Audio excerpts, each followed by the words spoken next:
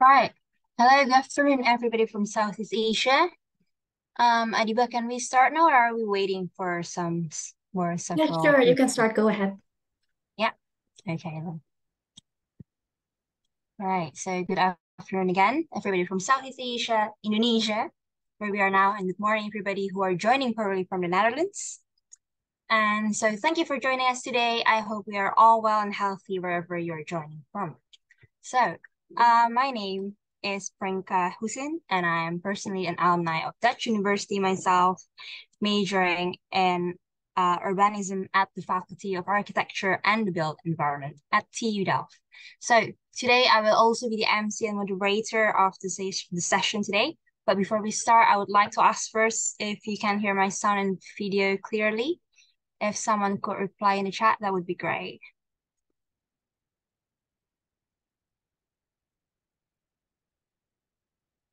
So, all right. Great. So, welcome again, everybody, to the another alumni talk titled Building a Fairer Future, Reducing Inequalities Through Education.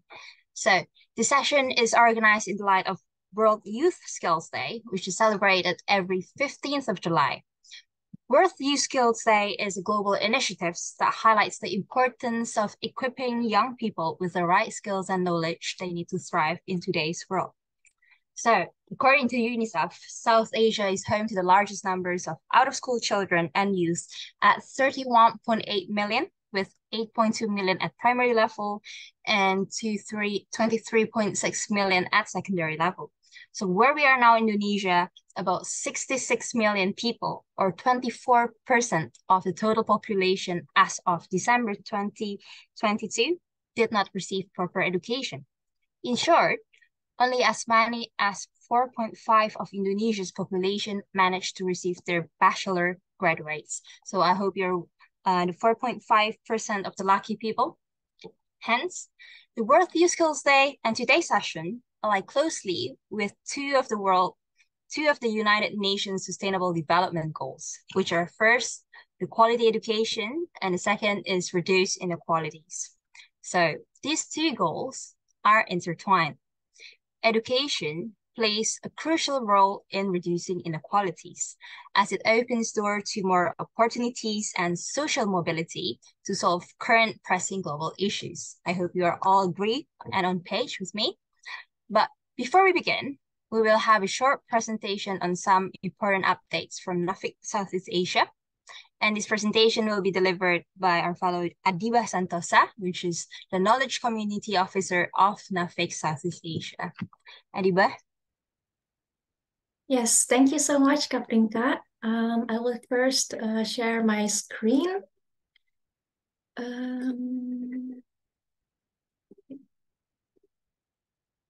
Yes, so thank you so much, Kaprinka, for the introduction. Hello, everybody. Welcome.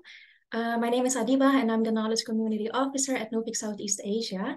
I'm going to try to keep my presentation very short so we have more time for our speakers. But I just wanted to highlight some important stuff because NUFIC NESO Indonesia is basically transforming into NUFIC Southeast Asia this year. And this means that there will also be some changes into the alumni network that I think many of you are familiar to. And this alumni network will basically change into a NL knowledge community. So before I will talk about the present or about the transformation further, I will first give you a short overview of how the landscape of Indonesian students who study abroad looks like. So currently we have approximately 35,000 Indonesian students who are doing their studies abroad. And here in the graph, you can see that most of them they study in Australia, followed by the United States, and then approximately 4% study in the Netherlands. And this means that there's approximately 1,500 students, Indonesian students, who study in the Netherlands, and this number is also growing with 5% every year.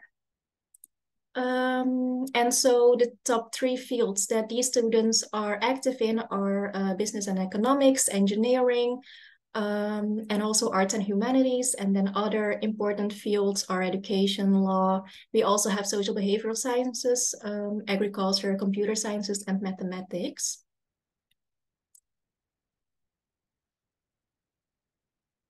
So as these students finish their study, the majority of them will, of course, go back to Indonesia, and then they will become NL alumni.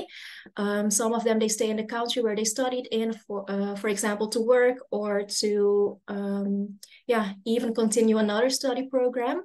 But the majority, of course, will go back to Indonesia. And these NL alumni, we had a database, and we had more than 6,500 registered alumni. And furthermore, we also have more than 250 Indonesian-Dutch collaborations in higher education.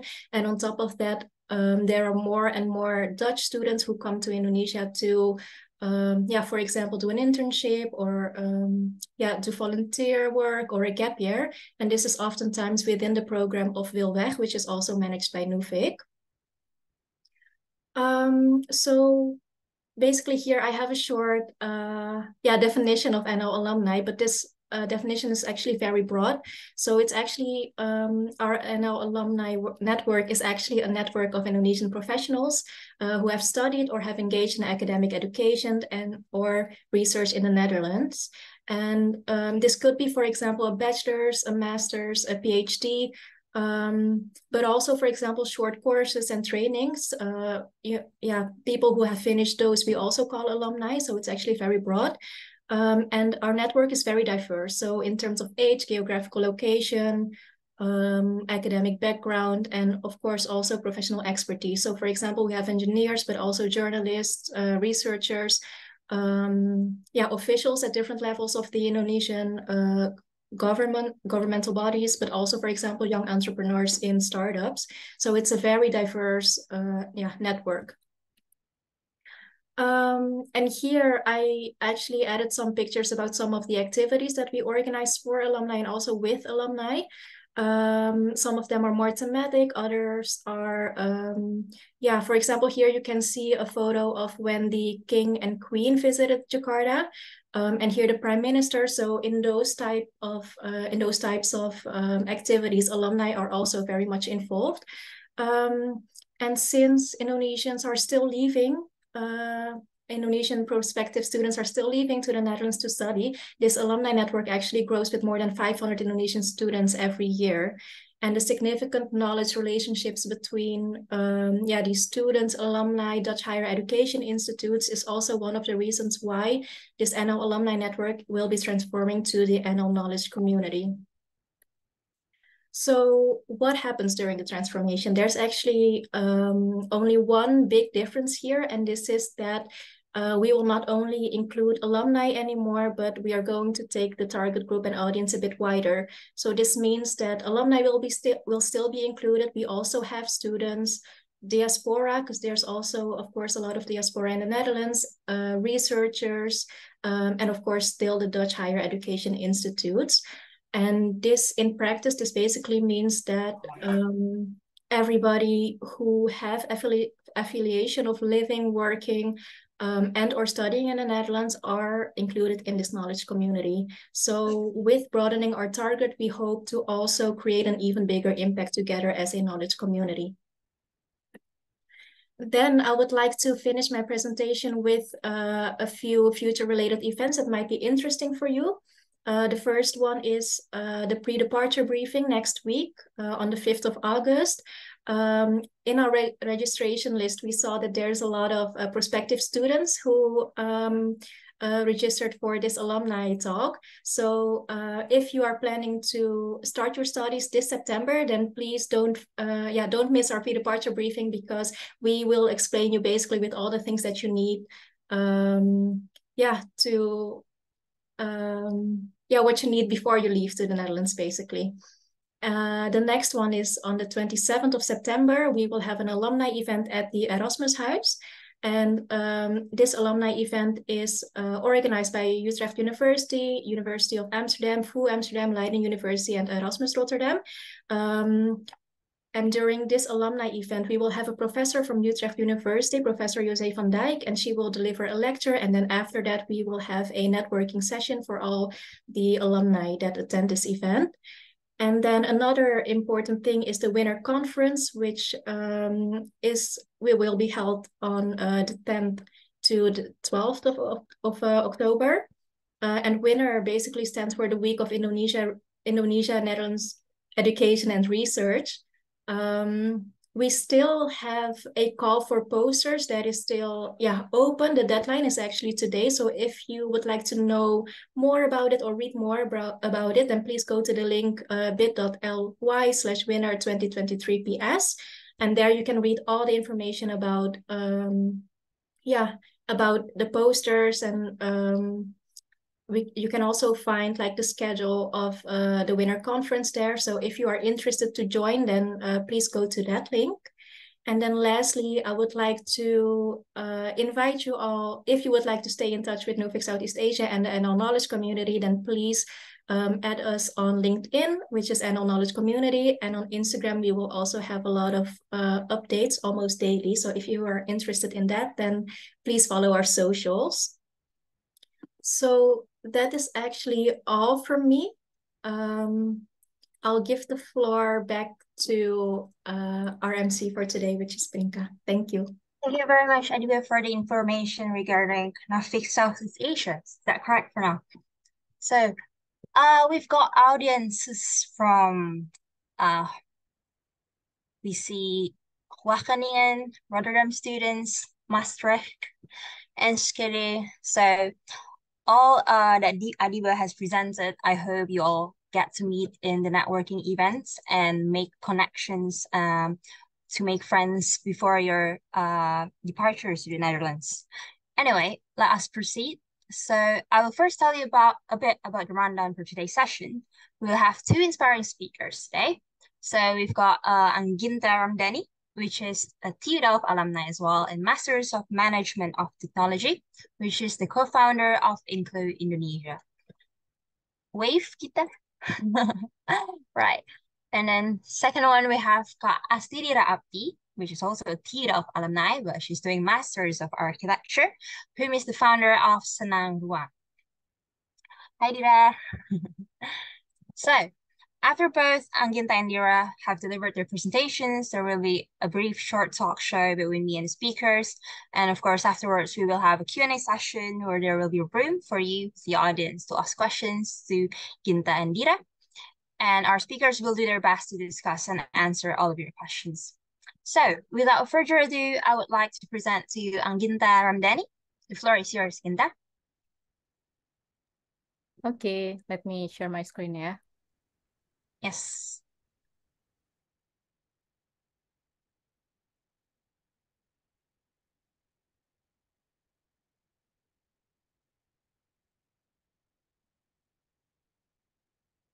Okay, can you see my screen, like the slideshow mode? Yes. Okay, Okay, I'll start. Hi, everyone. Thank you for coming here today in this alumni talk held by Nuffic Southeast Asia. So today I will talk about a social organization that I founded, namely Inklu. So a little introduction about me. My name is Angginta Ramdani Ibrahim. You can call me Ginta. I was studying in University of Indonesia, majoring in Bachelor of Industrial Engineering from 2012 to 2016. Then I continue my higher education in Delft University of Technology, majoring Masters of Management of Technology from 2018 to 2020, with support from Student for full scholarship. A little bit of my professional background. I've been working in technology-based companies, which are mostly startups, since graduating from my degree. It includes Gojek and Finaxel. Currently, I'm still working and growing my career with Finaxel in product management field, specifically as lead product manager for its digital banking product.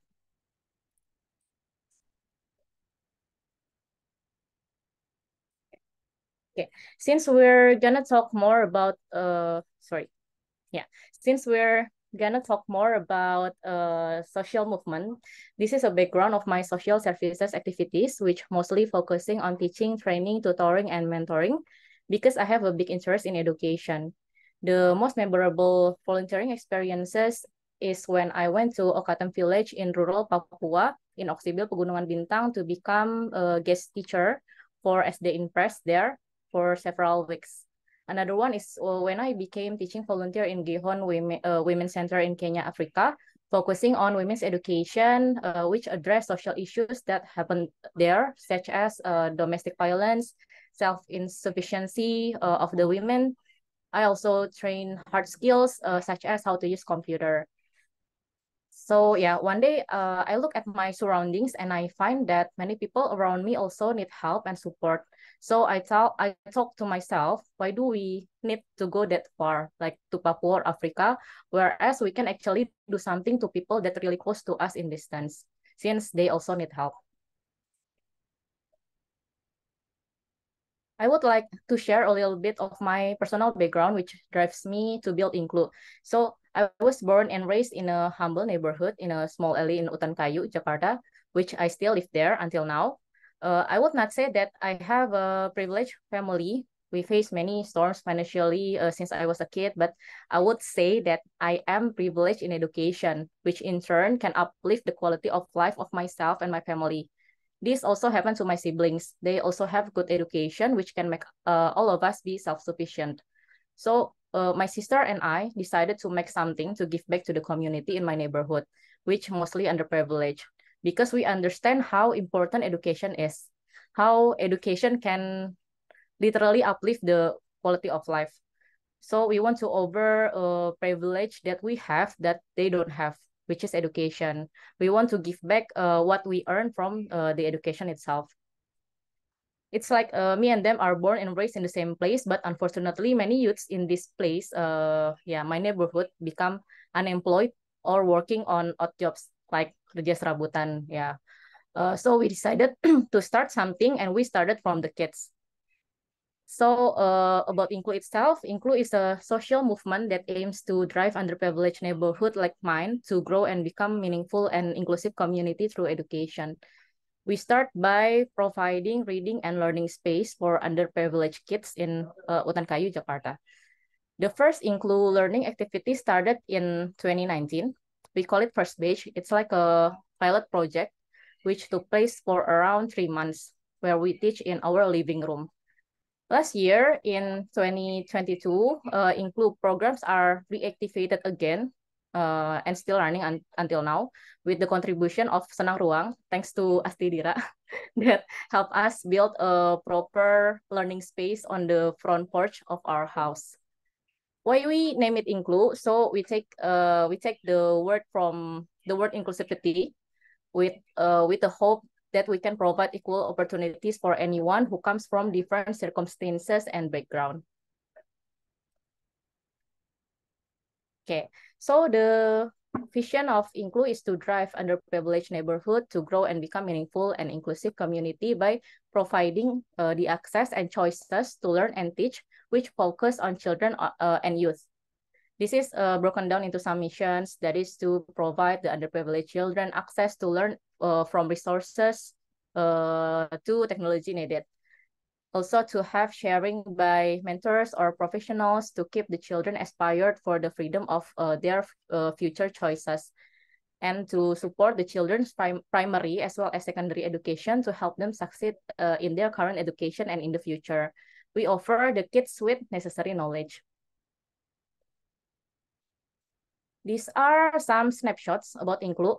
So far, there are more than 100 kids joined since 2019, which consists of preschool, elementary school, and junior high school children. More than 30 volunteers involved in Inklu's program, more than 30 donors, both institutions and individuals, and more than 500 books, be it from donations or purchasing. I know it's still like small numbers, but we're looking forward to continuously grow, and we hope that we can reach more people through our activities in the future. So these are a glimpse of our activities. We have regular classes every weekend with varied materials and different themes for each session. The core is English, but we also teach about math, arts, where they can make like creation and crafts, professions to familiarize them with future choices, technology such as computer and learning how to code with Scratch, sustainability such as renewable energy, or making tote bag from used clothes, and yeah, and so on and so forth, and other general knowledges such as like public spaces, transportation, and even urbanism. We use several learning methods, which we combine lecture-based method with games, quizzes, and experiments, like yeah, such as experimenting with magnet, balloon, volcano, to name a few. We also provide reading space in the form of mini library where the children can read books and play educative toys or games in their free time. Yeah, this is some of the pictures. We also arrange what we call edu trip, where we took the children to educational trip, such as trip to zoo or museums, where we hope can enrich their life experience and knowledge. These are some pictures from other Inklu activities. For example, every Ramadan, we also arrange breakfasting together. You can see in one of these pictures, they make like a street and building prototype. They also make ice cream on their own. They make mask strap, bracelet, and necklace, playing chess, drawing, learning computers, and so on and so forth. So we have many kinds of activities done in Inklu. So yeah, I think that's all from me. Thank you for your attention. I hope we can stay connected by following Inklu on Instagram at inklu.id. And please hit me up if any of you would like to contribute by becoming volunteers, facilitators, or even donors. This will mean a lot to us. Thank you so much. Thank you, Ginta. Wow, so you have truly been around to Kenya, Sumba, and Papua.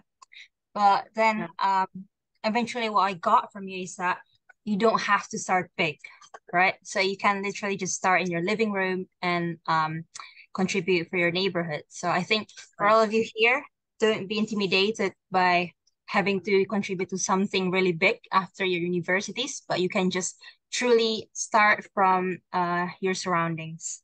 So thank you, Ginta, for that. Next, we have Astidira as well. Any questions that you have for Ginta, please feel free to drop in the chat box and we will proceed later during the Q&A sessions. Floor is yours, Dira. Okay, thank you, Prinka, and thank you, Ginta, for the very insightful presentation on Inklu. Okay, can you see my full screen right now? Yeah. Okay, so hi everyone. My name is Astidira Apti, but you can call me Dira, and I'm here to tell you a story about an initiative that I made, which is called Senang Ruang. So first of all, just a quick background on myself. So my education is actually a Master's of Architecture from TU Delft. I graduated in 2021. I also have a few teaching experience because previously I used to teach in the University of Indonesia for about 2 years. And then after that, I worked on various architecture design bureau also. So I have worked in both fields, which is education and also practical. And for the social work itself, I'm quite experienced just a little bit before my master's degree. I have previously built a few technology system in one of the highly density slums in Jakarta. I have also contributed in redesigning some spaces, selling spaces that are being misplaced by the government. So that was actually my background in social work. But now the ones that I have created, the initiative is called Senang Ruang, and Senang Ruang itself actually translated to happy space. And Senang Ruang itself was actually created based on the belief that every child should have a decent space or place to learn. And of course, this belief and the reason why I wanted to create this was after my graduation from TU Delft. I was so thankful to be able to study there for free because the government, because of the scholarship of LPDP, I was so grateful that I can have that education for myself. So in return, when I get back, I was thinking of what can I do to give back? What can I do with my knowledge and skill that I have gained in my 2 years of master studying in Netherlands. So that's why I created Senang Ruang. But of course, when I got back, I didn't know where to start. I didn't know like how I can begin, because previously the social work that I did, it was given by the professors in the University of Indonesia, but now I'm not anymore working at the University of Indonesia, so I didn't know what to do. So actually the first thing that I did was I just asked around. I just asked a lot of people that I don't even know, but I think that they have some knowledge on the education system in Indonesia. I just ask them and I tell them I want to help. I'm an architect. I want to help. What can I do to help? And by asking these questions simply, I think in a day I found two. I found Yayasan Indonesia Hijau, which is an organization that moves in the field of social, education, and humanity. And of course, then I found Inklu from Ginta, an organization that aims to drive meaningful and inclusive community through education. And at first, the organization that I worked with was Yayasan Indonesia Hijau. And I asked them, so I'm an architect, I want to build something, I can help you renovate something, what can I do? And do you have any program that aligns with what I want to do? And they say that they have two programs, which is Sekolah Bersama and Rumah Peduli.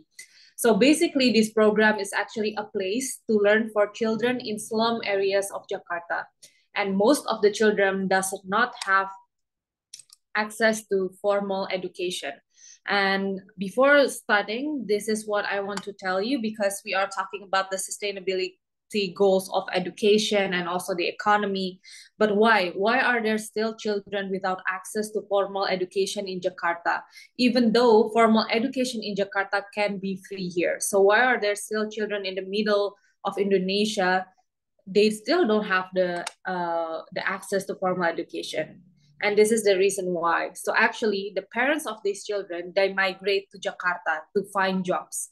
They are actually from various places of Indonesia, and then they move to Jakarta. But the main question that I asked them is that, okay, you move to Jakarta, but you don't even have a decent job and a decent income here. So why do you move here away from your family, away from like the nature that you have? You choose to live in the slums of Jakarta. And the answer is simple. They still earn something here, and back home in their hometown, they can earn nothing at all. So that's why they still choose to move to Jakarta. And then this is where the problem begins. Of course, when they move to Jakarta, they bring their children with them. But when they move to Jakarta, their identification still state that they live outside of Jakarta. And when you do not have the identification that states that you live in Jakarta, you cannot get formal education here in Jakarta. So just from that simple problem, their children cannot go to school. They cannot go to school here. And I, of course, maybe like most of you ask, like, then why don't they just change their identification to Jakarta? It's not that simple, because they do not have an address here, and also they simply do not have enough money to move back to their hometown and take care of this. So when all of that was going on, and they are also adapting to the life here in Jakarta, months pass by, even years. And in those months and years, their children already misses out on school. So that's why they are already like missing their time in school. They are already older than their peers. And then in those time, children can easily also lose the drive to actually go back to school. So that is what is happening, and why they do not go to formal education and they don't have the access. And for that, Yayasan Indonesia Hijau, which is a very, very amazing organization, they created both of these schools in the slum area of Jakarta, one in Jati Padang, one in Kebagusan. I think there is another one, but that one already have a formal school building. So first, I want to talk about the Senang Ruang in Jati Padang. You can see this is actually the school building that they have in the slum area of Jakarta. And you can see that the materials that they use are recycled materials or the materials that they pick up from the trashes, which is also their job. And you can see on the right, this place is actually very, very highly prone to flooding. And the flooding here is not some minor flooding. No, it's something that is really dangerous. It can go higher than even the children's height. So, and this is happening a lot of times during the year, not even once or twice. So that's why actually this is also the pattern that I see, is that they can have these slum areas because these areas are very prone to flooding. So no developers and no other people wants to build here because it cannot be profitable. So that's why they can build here in the middle of Jakarta. Because you might be asking, like, is this on the outskirts of Jakarta? Is this on the outside of Jakarta?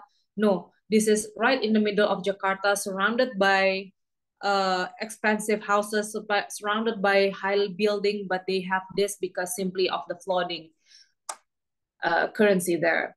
So then the building itself, on the inside, you can see that there is no proper lighting, there is no proper ventilation inside the building. You can see that when they are studying, some kids get some light for their books, some doesn't even have any light, which is of course something that is unhealthy.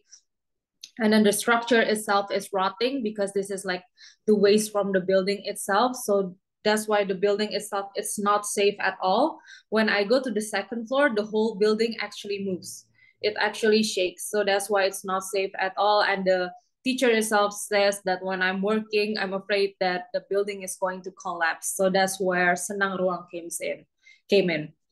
And this is the design that we have for them, which is just a simple bamboo building. And you might be asking, like, why are you building something that is simple? So first of all, the land itself is not theirs. So I cannot build something that is permanent. And of course, the second of all, a lot of people ask, like, why don't you build a steel building, for example, use iron? That cannot happen in a highly flooded area because then the steel itself will rust. So that's why we use bamboo. Other than that, bamboo is also very, very highly easily resourceable in Indonesia, which is a sustainable point. And then other than that, it is also very low in waste, another sustainable point. And also the third one is that everyone in that area is very familiar with bamboo. So if there's anything happening with the bamboo building, the neighborhood can help fix or even build, which is another sustainable point. That's why I'm trying to really build this sustainable building that is something that is I learned, of course, in the Netherlands. Of course, in the Netherlands, we don't use bamboo, but those points is something that is highly applicable. And also you can see that I actually make it very open where the ventilation can go really nicely, and then also the natural lighting, and then the bottom part over here, you can see that it is highly openable. So if they have more children, they can also expand it to the front of the school, and that can be easily arranged. But actually, yeah, that is the design itself. So of course, after we design, we tell the neighborhood what we want to build, and then they are of course fine with it. They are very highly supportive because it's their children. And then I of course also try to tell the teachers and the children itself of what we're going to build and how it can be better for them. And then this is the build process. Here on the left is the bamboo expert that I have worked with. He really helped me throughout the process, and I'm very thankful to have met him, because all of the other bamboo experts, they give me such a high price for the bamboo build. But when I told him about the cost, when I told him about what we wanted to do, he was very open to it, and he actually reduced the price significantly so that we can build something that is not such at a high cost. And this is the build process. Also, you can see this is me wearing a TU Delft shirt with my friend who is also helping me with the build process. And okay, and also one of the points on why we choose bamboo is because the build process was really quick. This and actually only took less than 2 weeks, which is also very important because they do not have any other building for them to study in. So it is very critical that we build this in such a fast pace. And this is when it's done. So this is the bamboo building, and you can see that it's nicely ventilated. It has natural lighting. It has a little bit of creativity, like the patterns here on the window and also on the door, and here on the right over here. This is actually suggestion from the bamboo expert, like what if we make this pattern, etc. And of course, I let him just create his own creation, because why not? And this is the second floor. You can see the ripe bananas over here, and then the green view, what was very dark and very like this is now something that is very light, very green, and very comfortable, I think, for them to learn. And then this is them staying studying and having fun inside the Senang Ruang Jati Padang. And then the next one is Senang Ruang Kebagusan, but the problem is here there isn't any building. They just study in the middle of a field. They don't have any protection from the sun, from the weather, which is very, very uncomfortable, because I was there and I almost passed out because of how intense the sun is. So no question, we are going to build something there. And what we built is just a very big bamboo shelter where they can go in and out very comfortably, and a lot of children can also study here. And this is again the build process, the same as the one in Jati Padang. And this is the bamboo expert that has helped me throughout the process. He is an angel. He always helps me also talk to the neighborhood with everything. He's a very responsible man also. And this is the build process over here. And this is when it's done. You can see that it fits a lot of the children. It has the natural ventilation. It has the lighting. It doesn't require any energy at all to build. No waste, actually. We don't have any waste when building this. And a lot of the children can fit into this one place. And they are actually using it to play, to eat, to do anything, which is basically what we aim for, because they need this space. They don't have any other space like this in their neighborhood. And then the last one, last but not least, of course, this Senang Ruang in Rawamangun, which is Ginta's house. We actually talked when we were vacationing in Bali, and then she told me that, what about, I want to renovate my living room and turn it into this place that children can learn in, which is such an amazing, amazing thing that Ginta and her family did, to learn with the books and everything also. And one of the major changes that we did is we changed this facade of Ginta's house. Previously, it was just normal windows like this one, and then we turned it into an open one so that more kids can fit in, so that they can also sit on the terrace. So pretty much this is the Senang Ruang Rawamangun. And maybe I want to share something that is very successful in terms of Senang Ruang, which is the funding and donation system. We always have enough funding and donations, which is, I think, just really amazing of people, but we do have a different way to approach this. So instead of having this open donation system where you can just like donate to us, this is the number of the reckoning that you can transfer to. Instead of doing that, we want to make it very personal. We want to make sure that you feel like what you donate is something that you can see. It's something that is real. It's something that is specific. So every time we have a donation or funding system, what we did is we make it pretty clear. Like, for example, on the left, it's for like the roof. Each of the roof, we need this much, and then per roof, it costs this much. So then people can just tell me like, I want to donate 10 pieces of roof. Or for example, if they want to build the structure of the bamboo, we want to build like 3 meter square.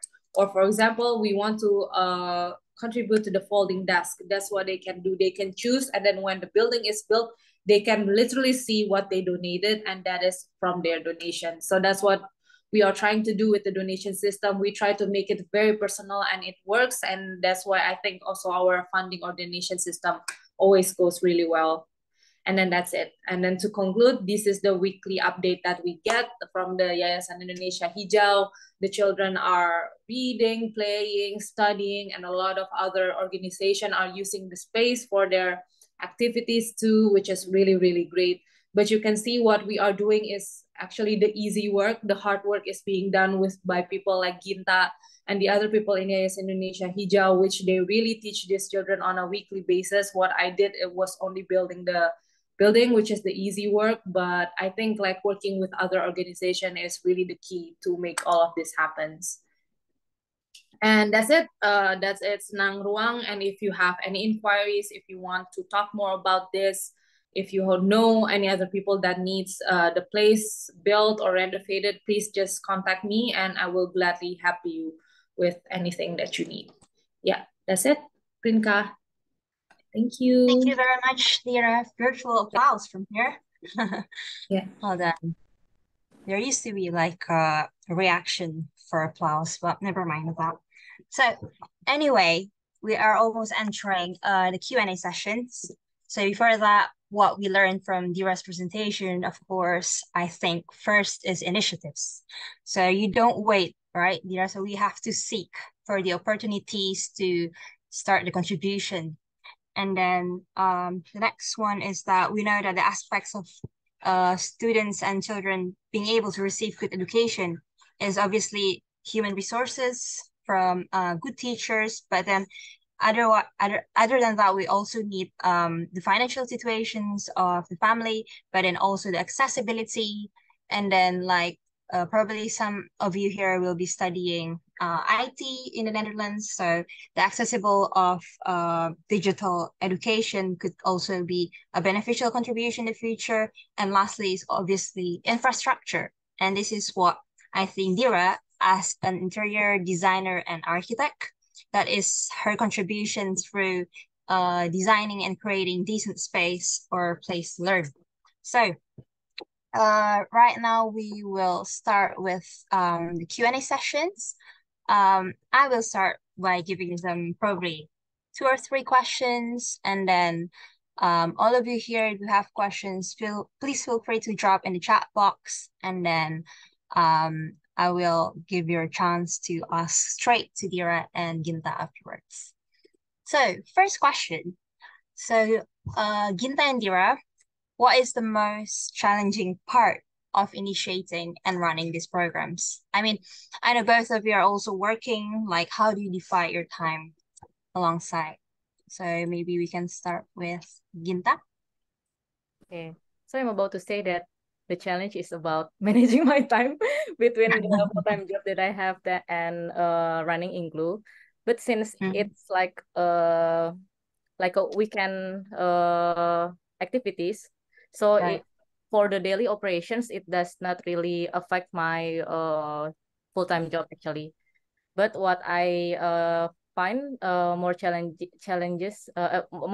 is that to tailor the materials that is suitable for each student, since the students coming from different grade, different classes, like there are some in preschool, elementary, and junior high school, especially when I have no sufficient numbers of facilitators in the session, it will be like hard to like tailor to each needs actually.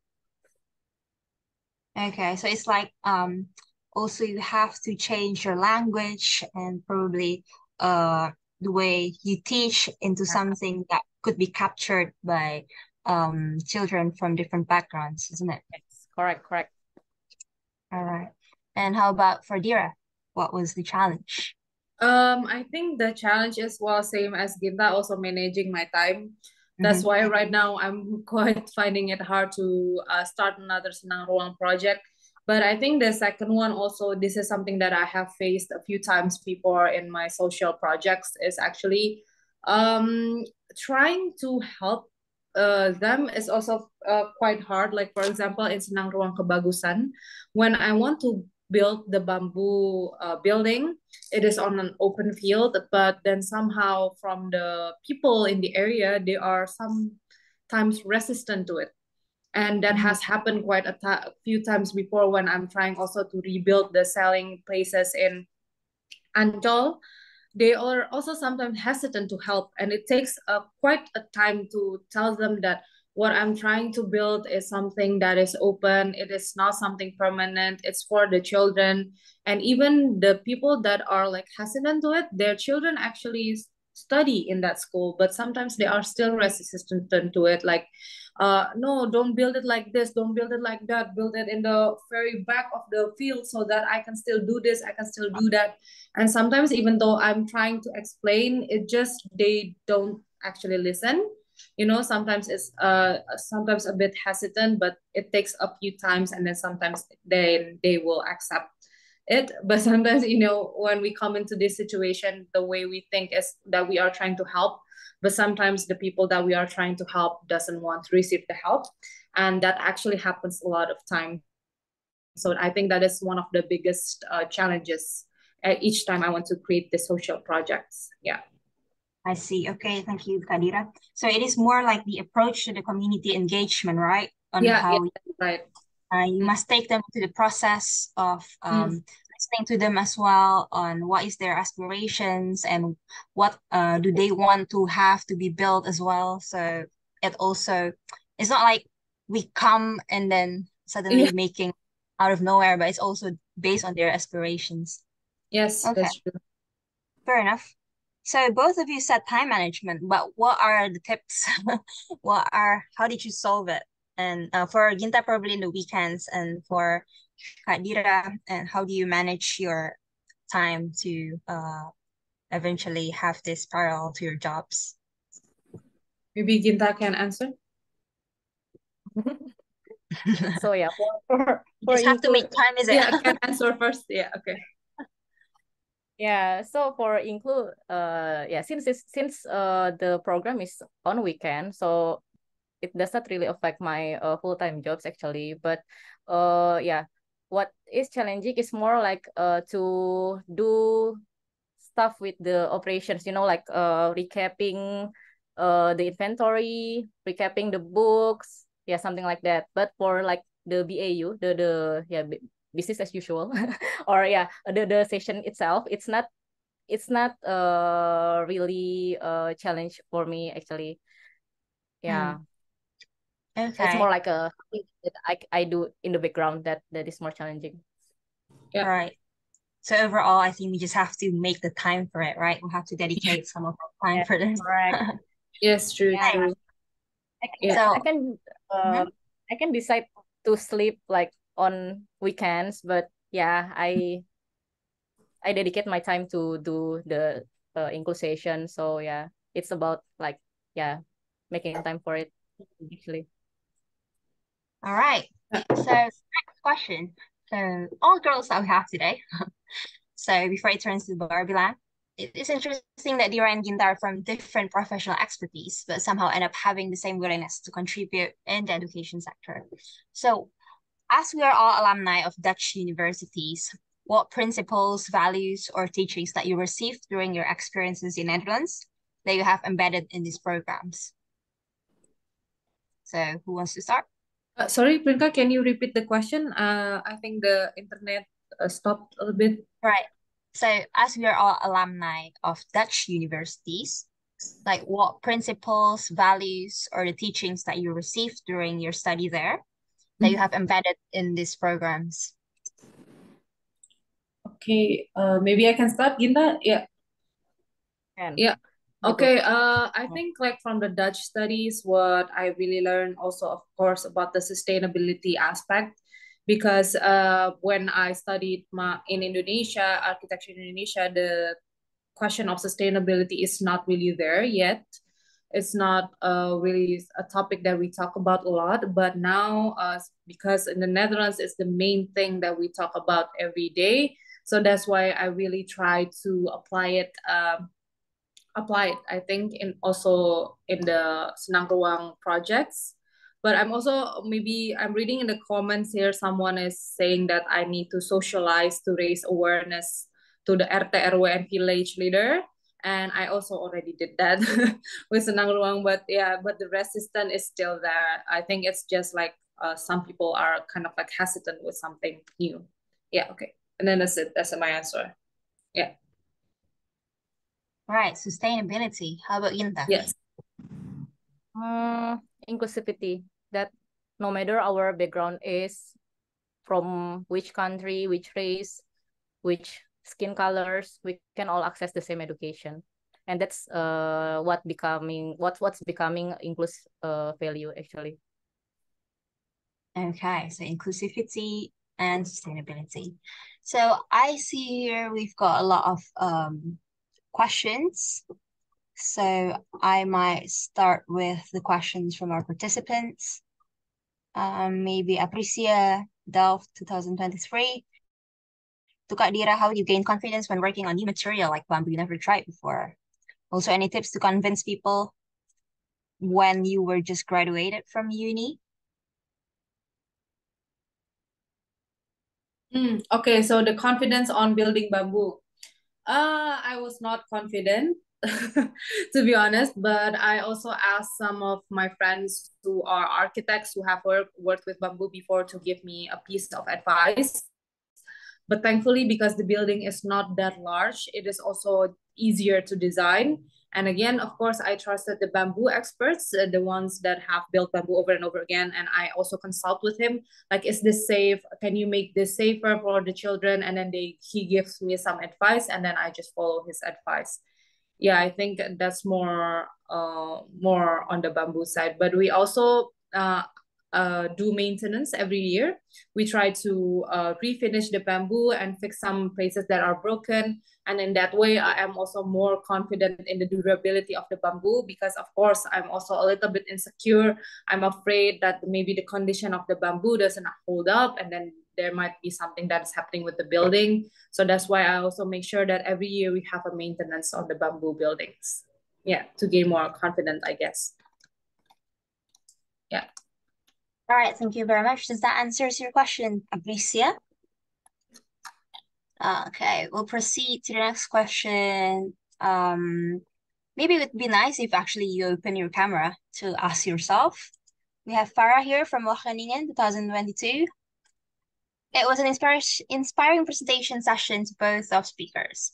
I'd like to ask, how is it Senang Ruang funding scheme, or probably as well the Inklu funding scheme? Do you have like a sponsor from official institution, for example, from the Netherlands or from the LPDP network?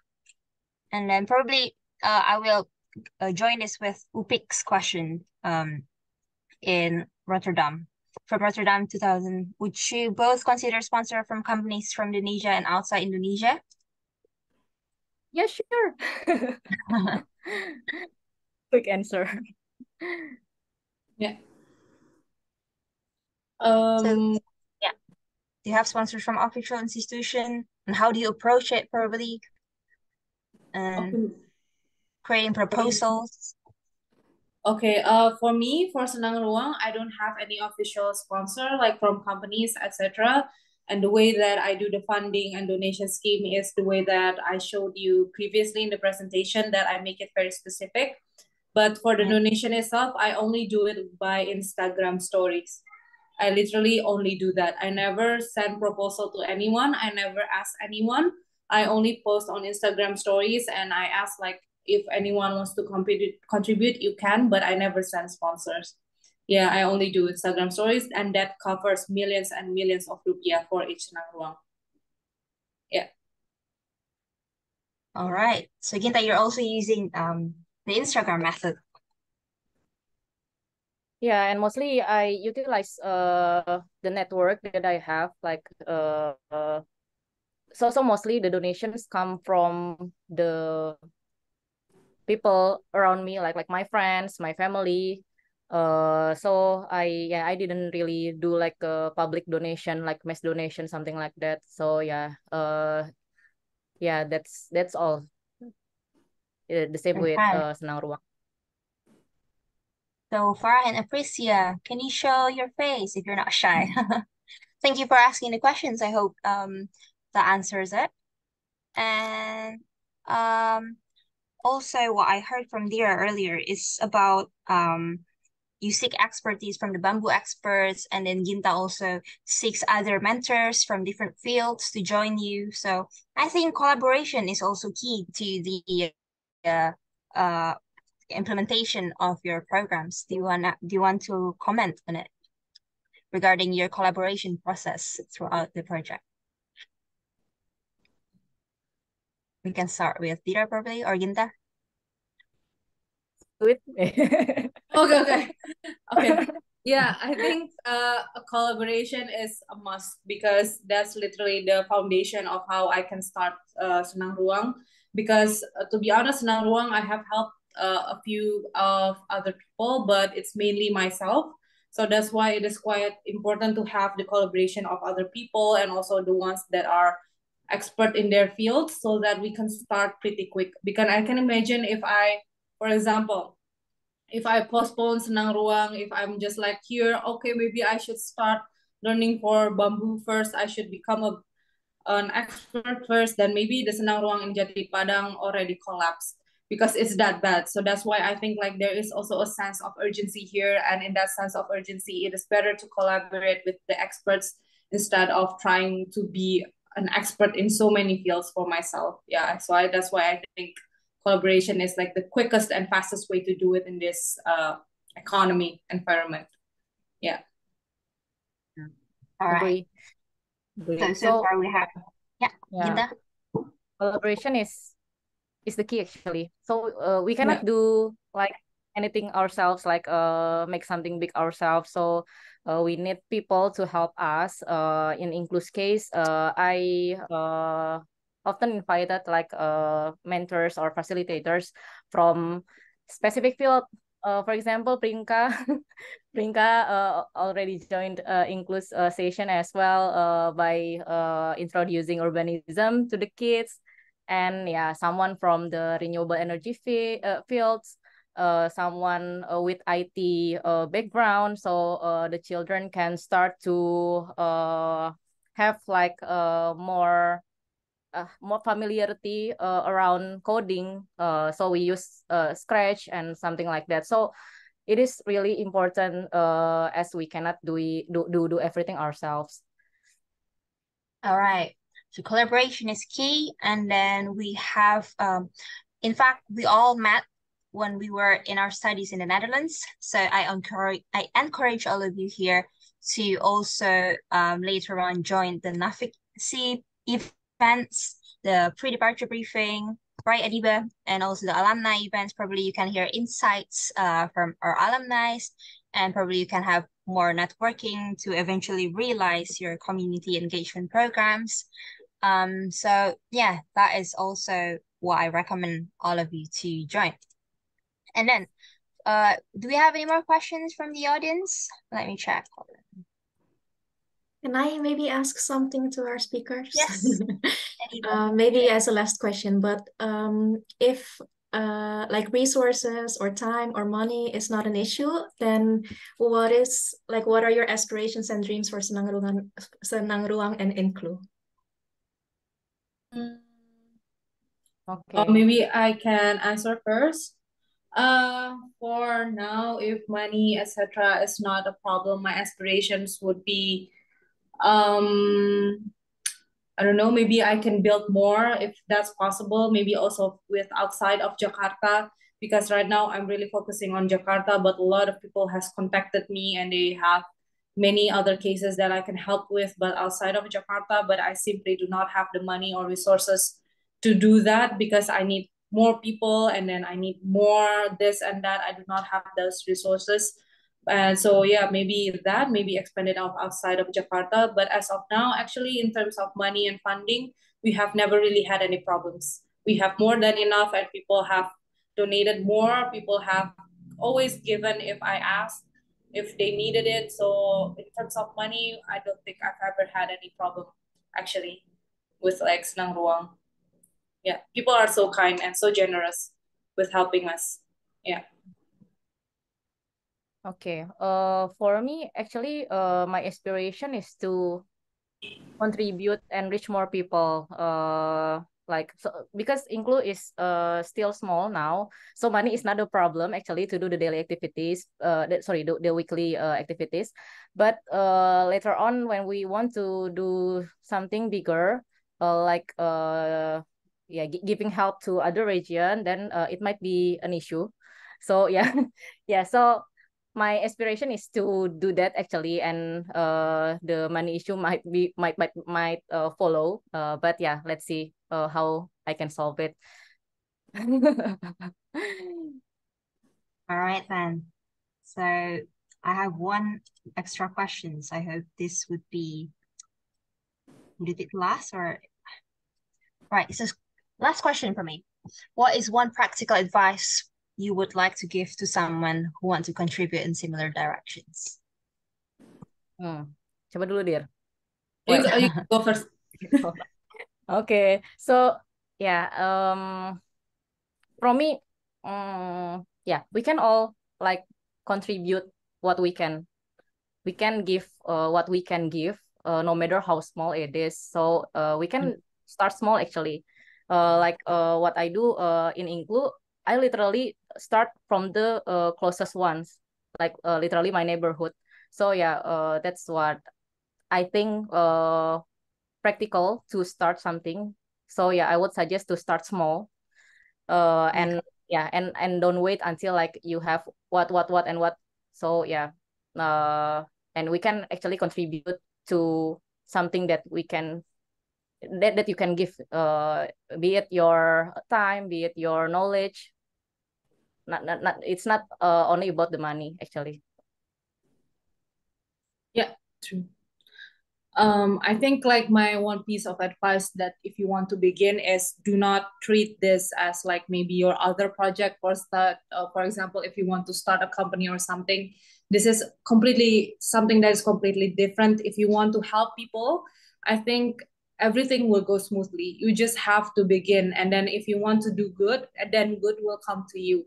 I think that is like one of my advice that if you want to begin, just begin. Do not treat this as like if you want to start a company or something, because this is literally that you want to help people. And if you want to help people, if you want to do good, a lot of people will come to you, will help you. And I think like, I don't know, maybe this is a bit spiritual, but God will also like show you the way. Because to be honest, like I have done a lot of projects, not only social projects, but Senang Ruang is actually the only project where nothing has ever gone wrong, because people will just come to help you and then it will just go smoothly. So I think like just begin and don't think that things will always go wrong or anything like that. No, I think if you want to help people, things will go right. Yeah, I think that's my piece of advice for you to begin. Thank you very much, Kadira and Kajinta. So I don't think we have any more questions, and I'm afraid we might need to end our session today. But before that, should we have a picture taken to commemorate this moment today? If everyone is willing to turn on your camera for a while, and maybe Adiba from Nafik will help us screenshot our pictures together. Probably say hi to your potential friends later in Netherlands. Yes, so I'll take the screenshot. 3, 2, 1. Great.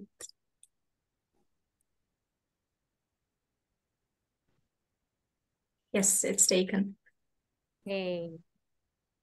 Thank you very much. Apparently, we don't only have potential students, but we have alumni joining us today. So I hope their stories and initiatives have inspired us to all of us watching today to also contribute to our communities in reducing inequalities through education. So I remind you that it's basically we have to start small, start with what you have, your knowledge, and start with what you can, but basically just start. So wishing everyone here the best in their education journeys and their career journeys, and hope to see you all in the next NAFIC Southeast Asia event.